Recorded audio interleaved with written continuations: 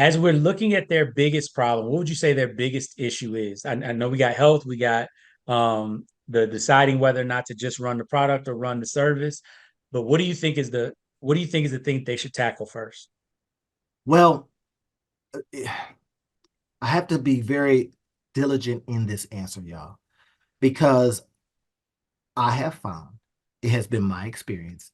It is a low margin business. It Mm-hmm. is a business that you have to show up to. Y'all know how I feel about that. If you've seen some of the other videos, Mm-hmm. I'm like, look, we got to create it once and sell it forever. Digital. This business podcast, the Two Business Guys Mastermind, uncovers for you secrets and share tips and tricks to entrepreneurship as they mastermind on how to have startup, operational, and overall business success so that you can go on to get better results. Enjoy. So, hey, everybody, we're back and better than ever. The Two Business Guys took a little break because, well, holidays and all that kind of stuff. And I don't know what Rob was doing, but, I was working every day. But anyway, Hanging so out with family, you know the drill. it's all good. We've got some new stuff for you. In this video, we're literally going to be using the time that we spend together to do a case study. I'm going to share the case study. And I've been doing a lot of coaching over this time period and just goo gobs of stuff. And I'm hearing some themes, Rob. And these themes are coming down to life stuff happening that's affecting the business that is growing. All right. And Yep. I'm going to give you some of the parameters and we're going to solve this the best we can. We're going to use our inputs. I'll share what I suggested to this particular entrepreneur. And then Rob's going to bring in his stuff. Okay. So here it is.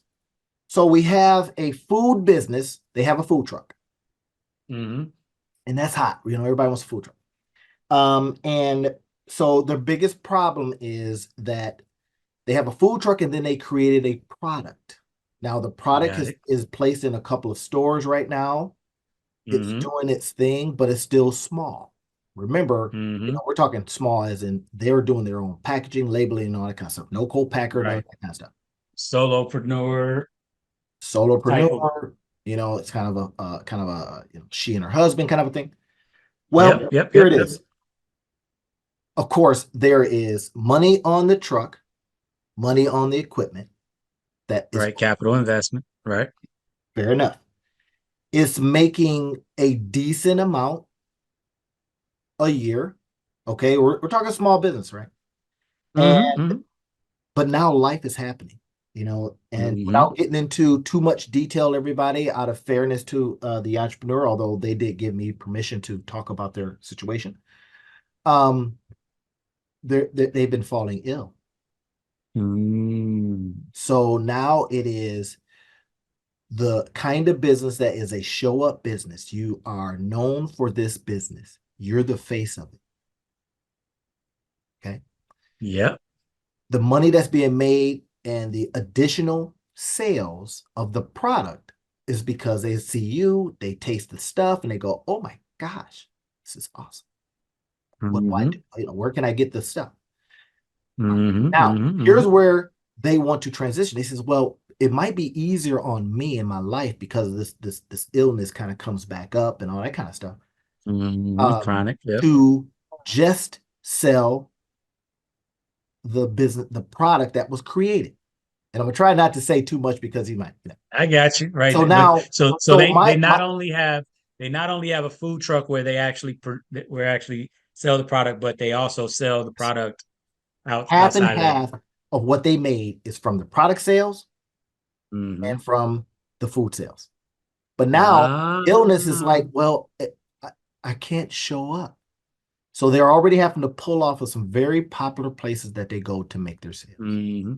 So here's a question: is the product a food product as well, or is it like a sauce or Yes, something? yes, something like that. Yes, Okay.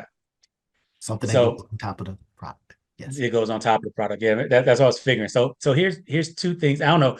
First, let walk through what you assessed as the problem, and then I'll give a little bit of my input. Because I think that I'm pretty sure knowing you and knowing us that we seeing it the same way. Well, ultimately, I look at it like this. All right. I saw the potential problem in thinking that, well, maybe I should concentrate on the sauce, right? Now I looked at Mm-hmm. it and I asked the question. So everybody listen in on this one, and in the comments, just talk about it, right? I said, well, when you're on the truck, do you get a majority of the sales of the extra products? She says, yes. Mm-hmm. So shutting down one may affect the other. Mm-hmm. Because I said, once you get into stores and all that kind of stuff, now you have the packing problem, the getting it to them problem, the fact that the stores themselves may have want to price it out, all these different things, right? Or get this, having experienced this myself, y'all, the store may compete with you with their own. Mm-hmm. That right there, you don't want me to go into because I will, Exactly. but Right now, it will, and it so could happen. right, those are definitely all things that are possible. There's ways to mitigate all of those, and we can talk about those in a little bit. But here's the question for me to you. As we're looking at their biggest problem, what would you say their biggest issue is? I know we got health, we got the deciding whether or not to just run the product or run the service. But what do you think is the thing they should tackle first? Well, I have to be very diligent in this answer, y'all, because I have found it has been my experience. It is a low margin business. It Mm-hmm. is a business that you have to show up to. Y'all know how I feel about that. If you've seen some of the other videos, Mm-hmm. I'm like, look, we got to create it once and sell it forever. Digital. Yeah, exactly. So, Right. so okay. But when I said why I wanted to talk to Rob is because he has experienced this kind of thing helping other people. Mm-hmm. Mm-hmm. Now, my advice is going to be we're gonna send that thing back to the manufacturer, and then we're gonna create from what you've created. We're gonna create, remember, from one of our other videos, sawdust of the business. What have you learned? What Mm-hmm. have you created? Mm-hmm. Right? Mm-hmm. Mm-hmm. What were your problems? What was the situation? Now let's teach that. That's my problem. So as I Mm-hmm. look at Mm-hmm. this, Rob, why I wanted us to talk about it is you are probably going to see this differently because you've experienced it. You've worked with people in the Mm-hmm. selling, Mm-hmm. whether it's Mm-hmm. chicken Mm-hmm. wings or whatever. But I Yeah, look at yeah, it and like if they show up business and now you can't show up. Going right, into a store is not where the lane of distribution is. right. It's not where you want to be. You want to be up the chain, right? And I don't disagree with you. I think that the thing that I would start with is listen to the business owner. And this is why I feel like a lot of business owners get stuck. They don't know what type of business they want to be in, and they don't know what type of business they're in. Mm, And to the point that you're talking about, right? She is in both the restaurant business and the distribution business. yes. And there's different margins and um different best practices depending on the type of business that you're in. Yes. So if you're in a restaurant business, the first thing that you always have to realize is the margins are going to be tight, period, unless you're running a, five-star Michelin style restaurant where you can charge $1,000, for a meal that would cost $50 at a Texas Roadhouse, right? Like unless you can be in that space, you're going to struggle. But and I won't say struggle. It's just the margins are tighter. It Mhm. means your operations have to be tighter in order for you to make good money in that space. Sure. In distribution, depending on where you are, the margins are tighter or the margins are amazing, right? It again all depends on how high up the chain you are. If you're the farmer, right, at this level, the person who makes the most money is the person that goes gets it direct from the farm and gets it to the next middleman. Mhm. Nice. Because you generally get wholesale prices that are bargain basement prices, and there's a lot of middle in there for you to split up. You Mhm. look at this in the music industry, you look at this in the movie industry, you look at this in the food distribution, right? Like in all of these places, there's money that's eaten up in logistics, but that's the part of the pie that if production costs us, let's say 1/10 of retail, right? the rest of distribution is that extra third of retail, all Mm-hmm. right, that normally the prices work. So the first thing that I would look at is, do they want to be in distribution or do they want to be in restaurant tourism, right? Do they want to be a restaurateur, right? Um, So that's if clarity around the business and what it actually is and what you should be doing. Okay. exactly, where are you going? What does good look like? That's the question. The first question I always ask people is, what does good look like?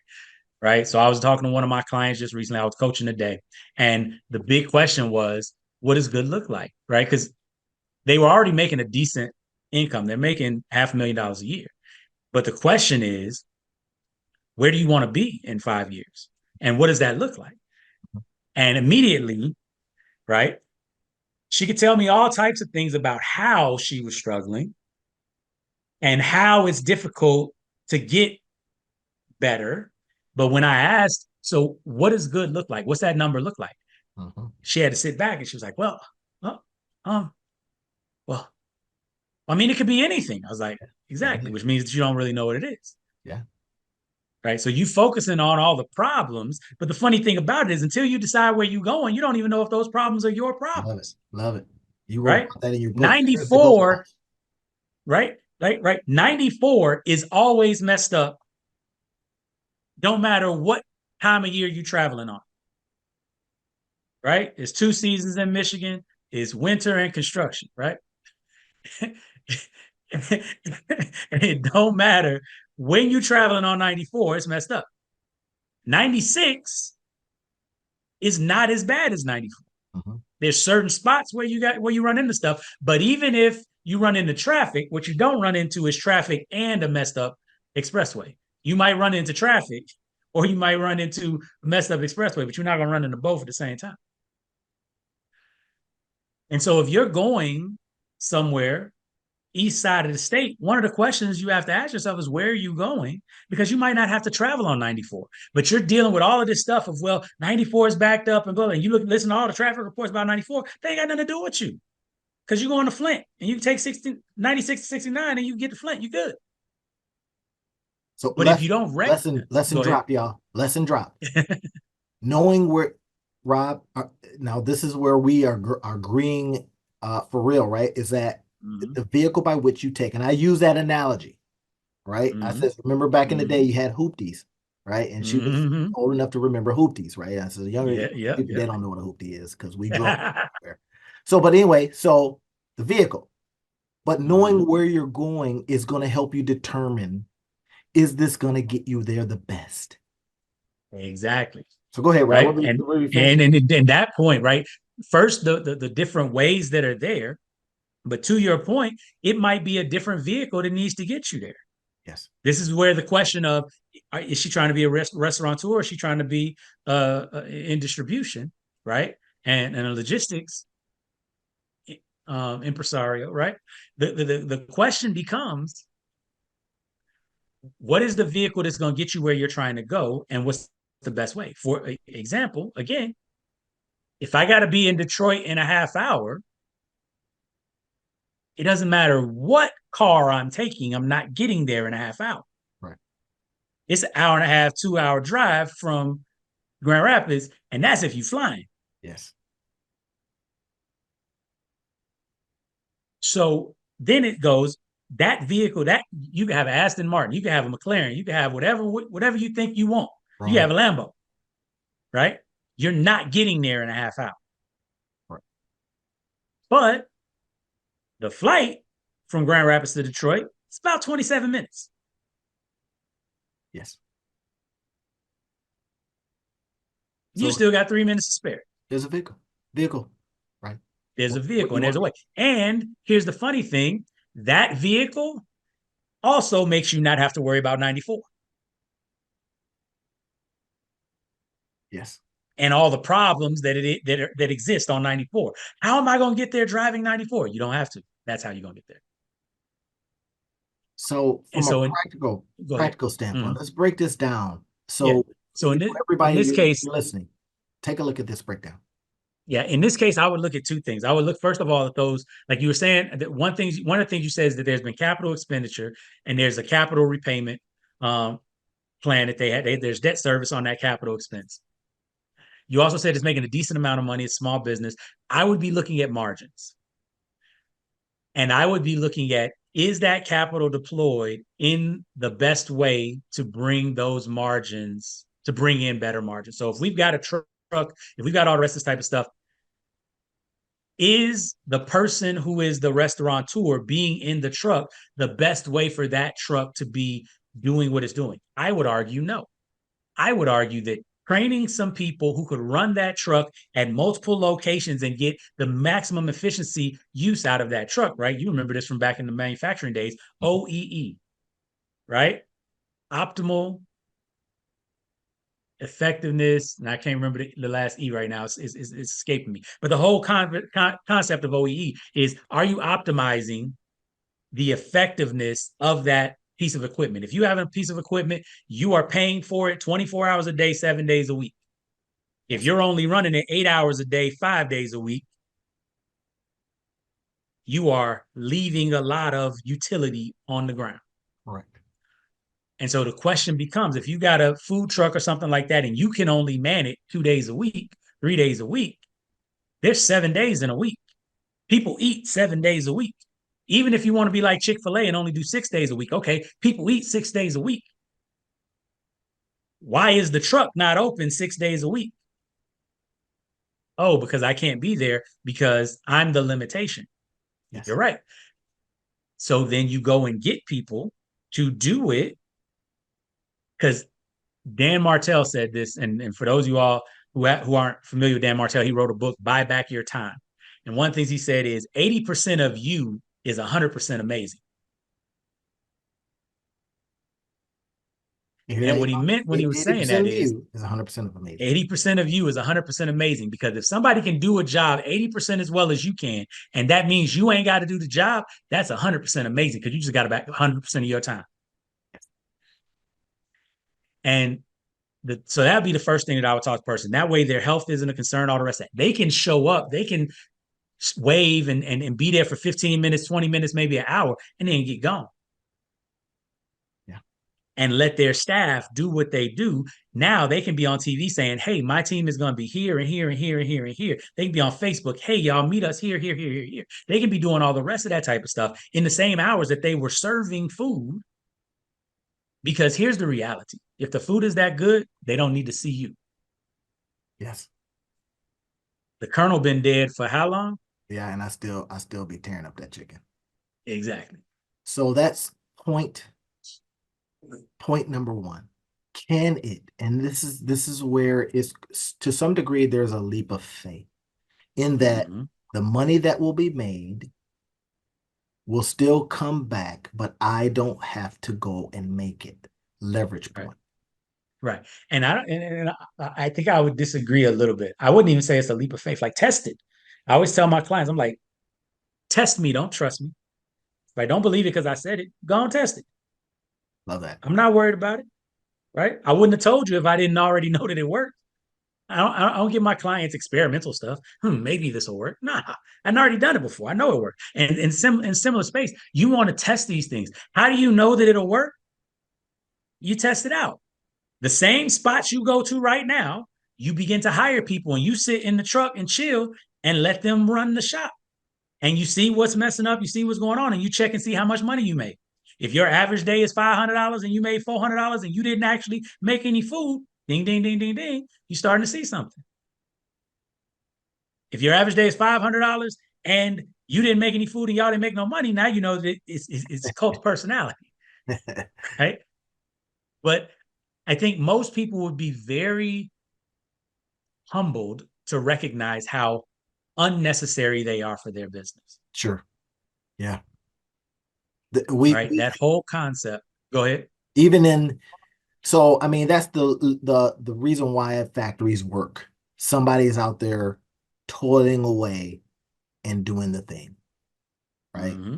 So I'll bring in the approach that I'm suggesting to her. I says, now, because I mean, they're really that close, man, to going, take it all. Look, I'm not, I don't want this, because they're seeing that, again, if they show up, limitations, if there's a health issue, I can't show up, having to turn down very lucrative places where it can be, right? And then now we haven't introduced, so we don't want to make this, as if it's just super easy to hire people. Because Right. guess No, what? no, It yeah, is it's not. not easy. But there's a lot of people It's out there with the desire to find out how food trucks run until they can go run their own that you could be tapping into. Run mine. Learn what you need there's to a learn whole bunch of before you people go get who your own. want to work on a food truck but don't want to run their own. Yeah, There's a like one of the things I think a lot of people don't understand is what the value is in the jobs you're creating. Because here's the thing, and this is what most entrepreneurs struggle with. For most entrepreneurs, there is a thing in our heads that says, I can do it better. I can do it on my own. I can make this better. I should build this.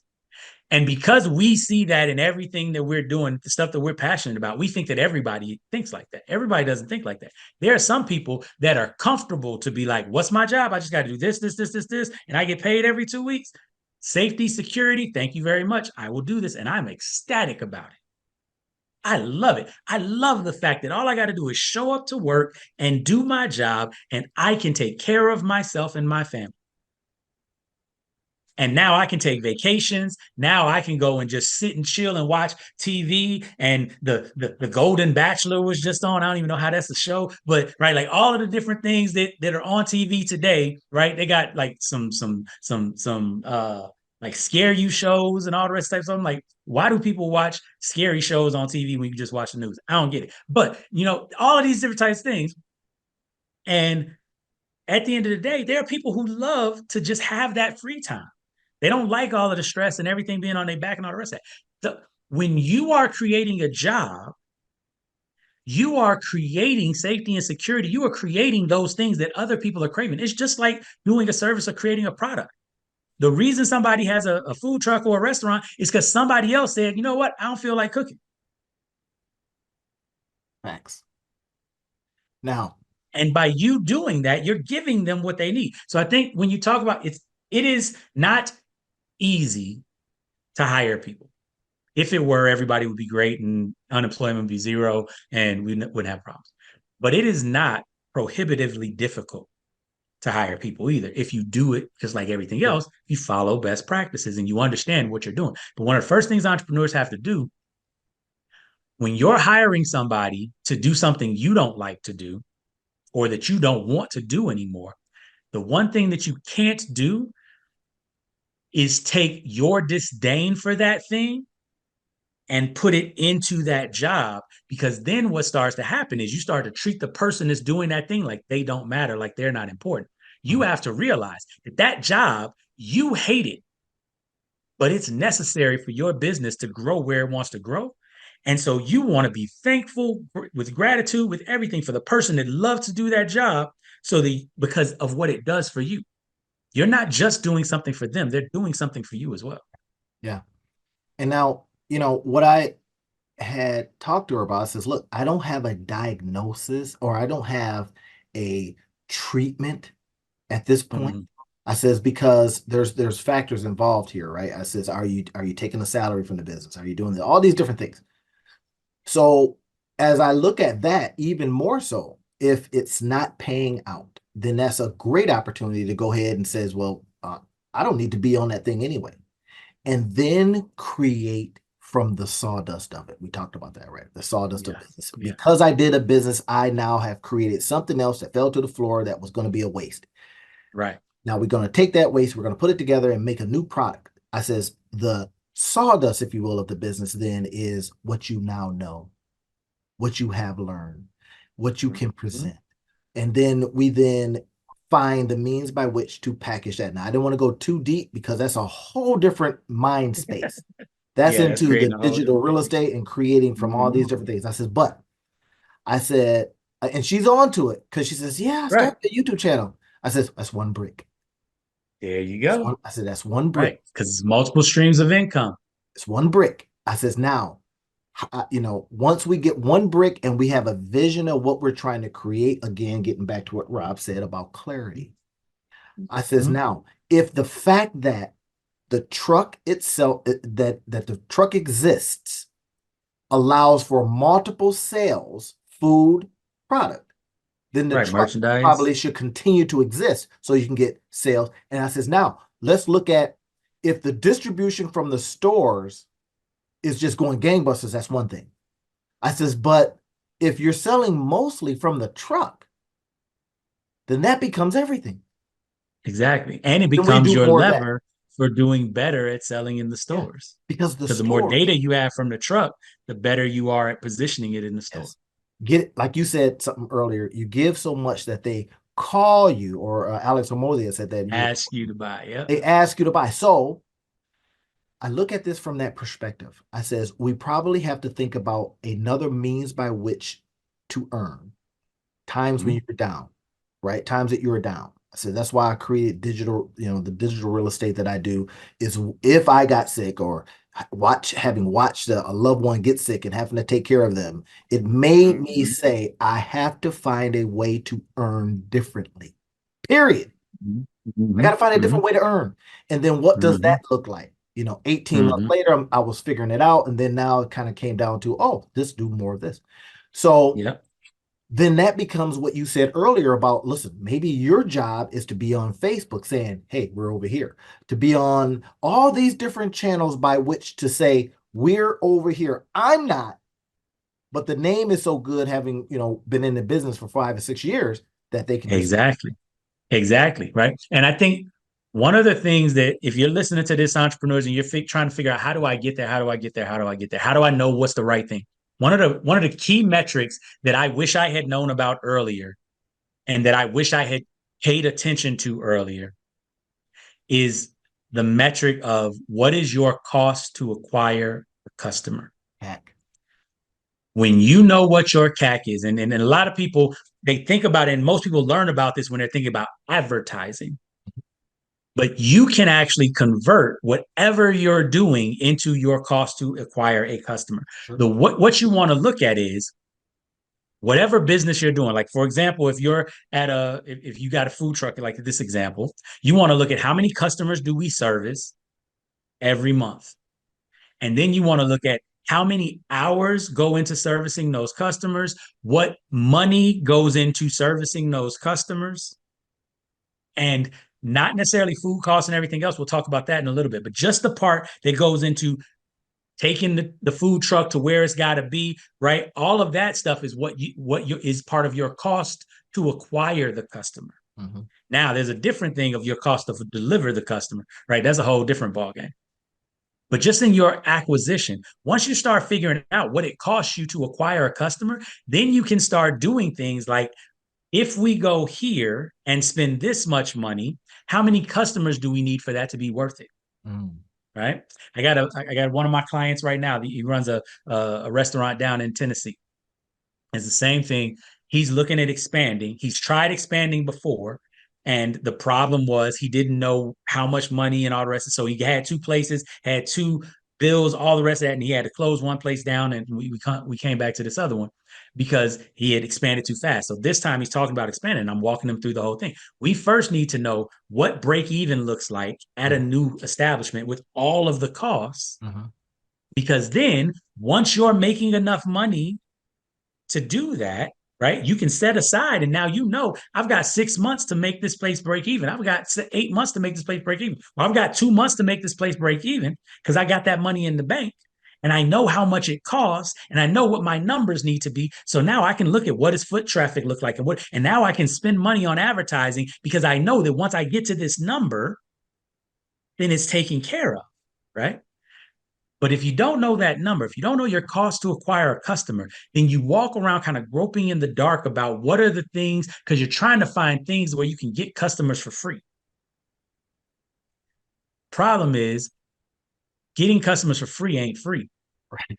We talked about in another video called, stop doing things broke or Exactly. doing things Right. You're, poor. It's like that, yep, doing that things doesn't poor, always right? Like, translate. right, exactly. Because the whole thing about it is your time is your most valuable asset.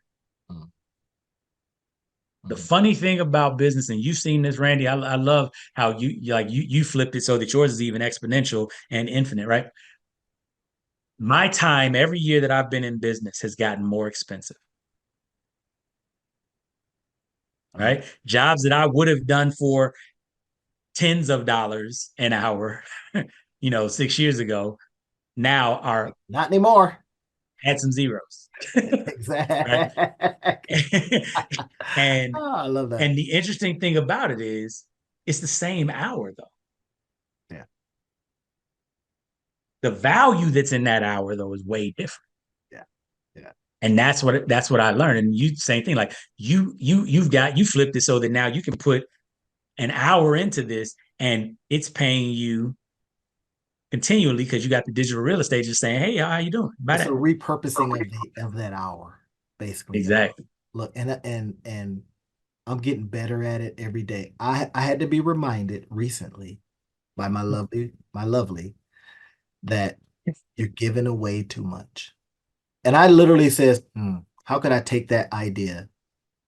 So I'm creating a landing page, and on the title, I'm thinking about it. I don't know how it goes. Don't hire me. I'm an overgiver. I'll Oh, give you. Don't hire me because I'm gonna give you more.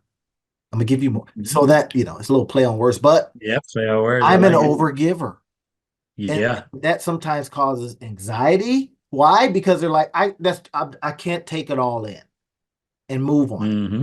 Right. So now Hmm. what I've been doing is saying, okay, here's the information, but now what I'm putting together is what to do next. Period. That That's powerful. combination. Here's what I gave you because I want to see that let's say going to Chicago. Hmm. Overview. Hmm. Now we're going to decide if we're going to take a bike. Probably not. We're going to take the train, possibly, depending on what else you want to do. Hmm. We're going to Hmm. fly. We're going to drive.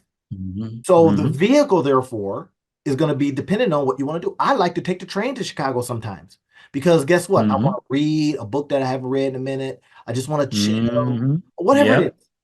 And I don't Chicago's want to got public drive. transportation where you can get wherever you need to go.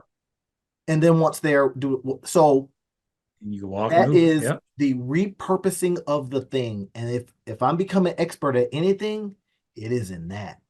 Is how do you Exactly. repurpose everything? Everything. Exactly. Everything you're doing in life, everything you're doing in business, because it then You becomes are the an sawdust opportunity. sawdust maestro. Sawdust Maestro, right? And people go, Sawdust, what the hell are you talking about? Right? Well, anyway, that's another video. We've done that video. Right. So Yeah. think about it now. In this particular case, this is what I'm telling her. I'm saying, okay, the like Alice Hormozy had talked about at one time, the opportunity may be a 2. You as the operator may be a 10. So Yep. can we And squeeze you got to something get from the out of that. 10 while the 2 opportunity is handled by somebody else?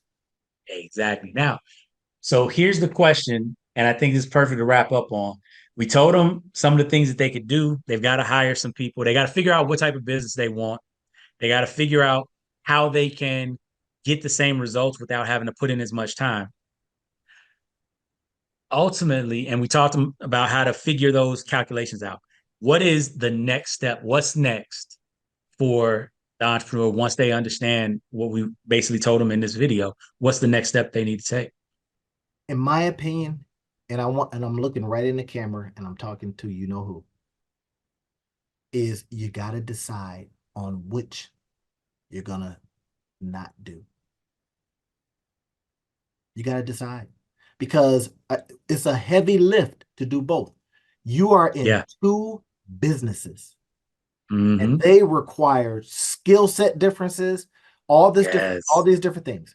But if on one Yes. hand you says, well, I really just want to sell this stuff, and you Mm-hmm. have found that the means by which distribution wise is by it being on the truck, then the answer has just come to you.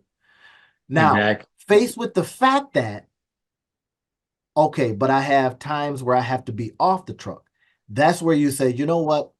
Then I'm going to put somebody in place. I'm going to give them basically all the money that was being earned on the truck.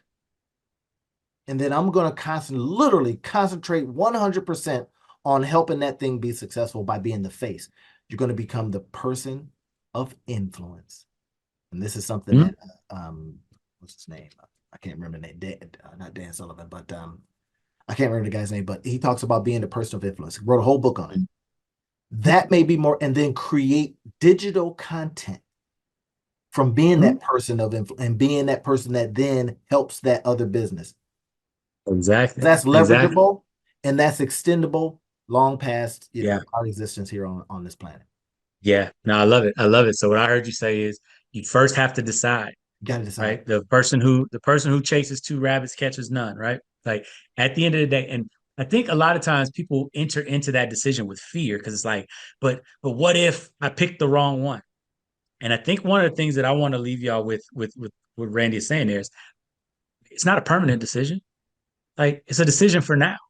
Right. It's not like you can't go back to doing this other business, right? If you figure out that it's not working, that's what pivoting is all about. Oh, that one isn't the one, so we go to this.